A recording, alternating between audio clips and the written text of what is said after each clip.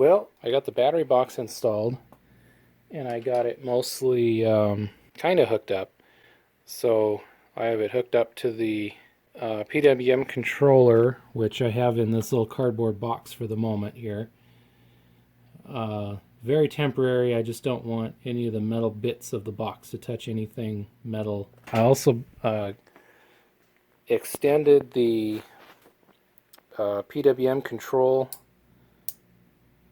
knob here, and then I also wired in the dead man switch so it only works if you're pushing on it. Oh, and I got the battery box all secured to the frame here, so that's not going anywhere. So yeah, I took it out. I took it out yesterday for just a brief test ride, and it kind of worked. It got going on a flat ground, but the minute it had trouble going up a hill, well, the power cut out. I'm not 100% sure, but I think the PWM controller has a thing where the amps, if the amps get too high, it cuts out, and you have to turn it off, turn it back on again. And that's what I've been having to do, is unplug it from the battery and then plug it back in, and then it suddenly works again. I need to get my amp meter hooked up to see how many amps it's actually drawing. Oh, when it cuts out. You know, it does move. If you're as long as you're on flat ground, it has enough juice to push me forward. I just need to make it so that it doesn't quit on me. So anyway, there's the update.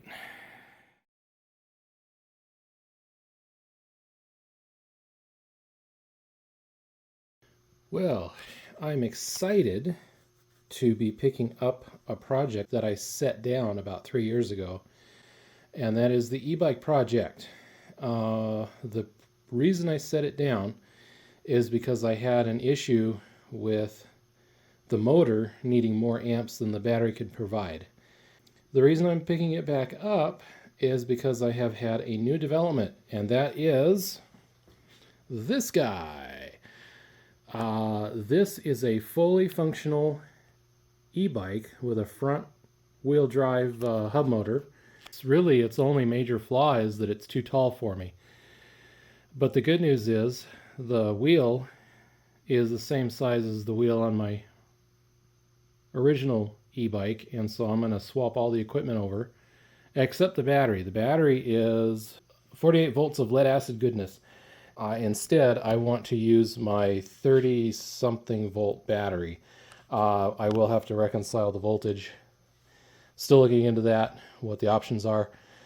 Yeah, this is a 48 volt 1000 watt motor, hub motor, and yeah, it takes about 20 amps or so. I forget, whatever the math is. 1000 divided by 48 is 20 something, right?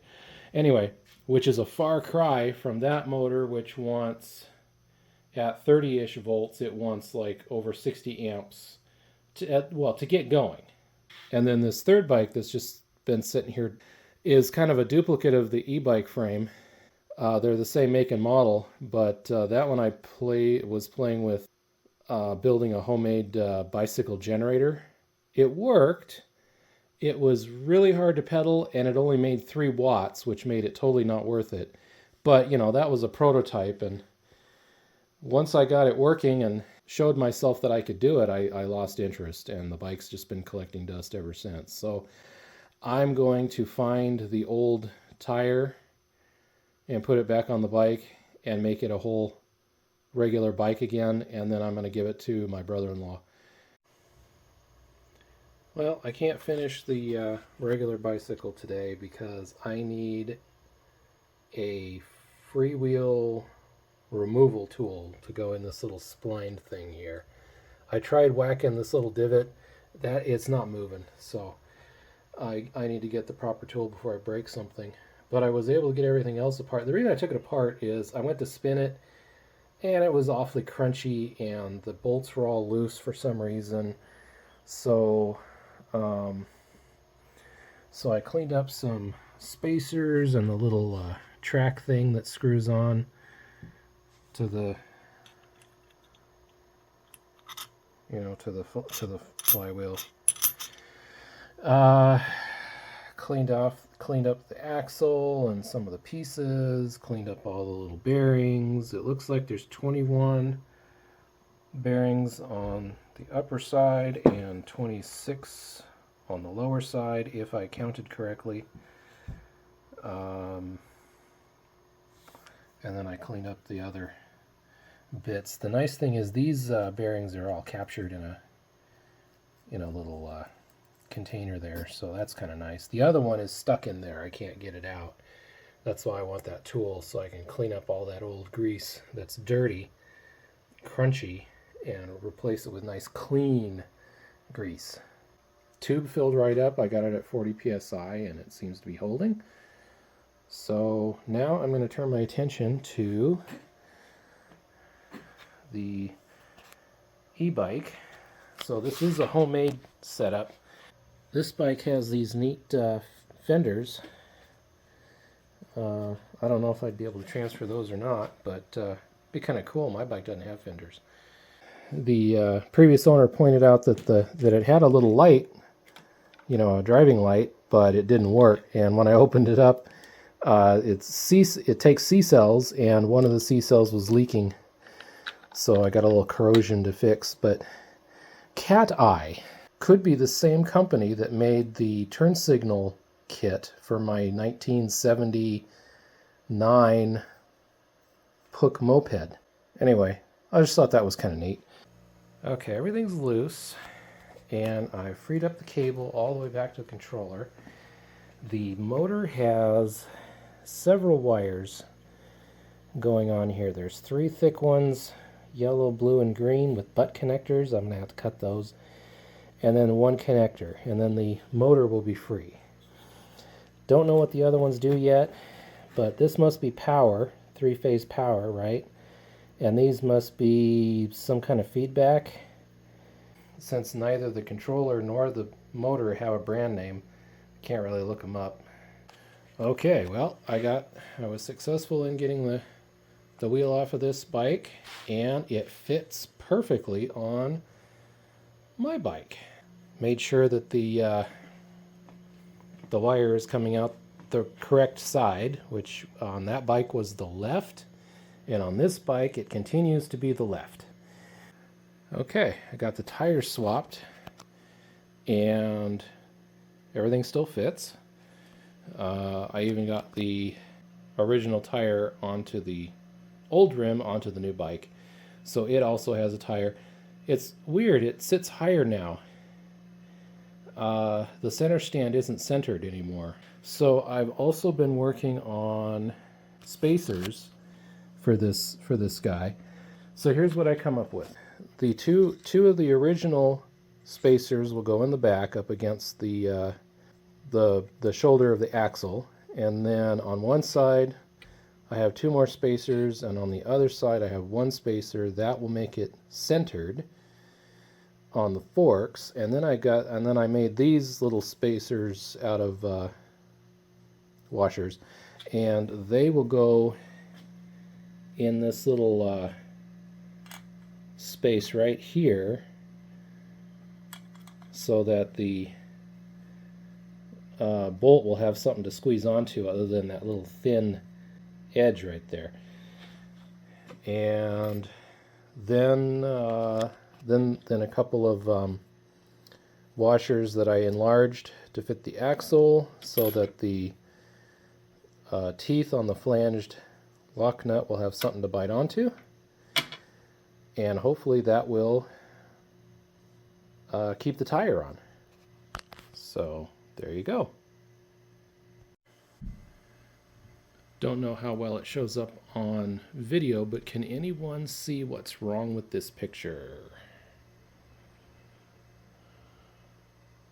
I'll give you a second here. Well, I found out why the bike isn't sitting on the center stand quite right anymore. And I'll give you a hint. Check out the rearview mirror. I put everything together backwards, man. So Yeah, I have to flip the reflector and the wheel because that tire is directional. Oh well. All right, the front's put together the right way now. And I have all of the electrical stuff removed, including the saddlebags. Let's actually take a look at those saddlebags. I wanna show off the ingenuity that someone I've never met has put into it. Whoever put the bike together built these custom little shelves to hold the batteries, 2 batteries on each side, and put this strap on. So right here, let's see if I can get in there. You know, he bent the side up so the battery couldn't slide out, and then on the end he put this strap with a hook that hooks onto the top of that holder so the batteries can't tip over. So that I mean that's kind of neat. And then he hooked it onto the existing mounting hardware. Yeah, that's it's the same both sides. So that's a pretty nifty way to do it, and it's all protected inside these saddlebags. Let's take a minute and find out what was in the saddlebags besides the batteries and the controller. So got a whole bunch of tools and bicycle chain parts and even a bicycle chain. This was in a bag labeled old tools. I don't know what it is or what it does. It's some sort of spanner.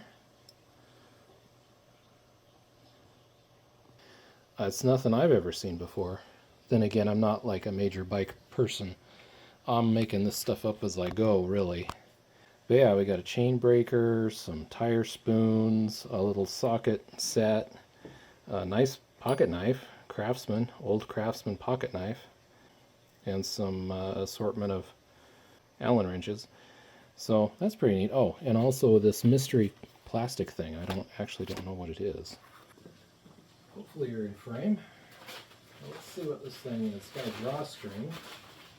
And oh, that looks like a hood. Oh, it's a rain jacket. Way too small for me.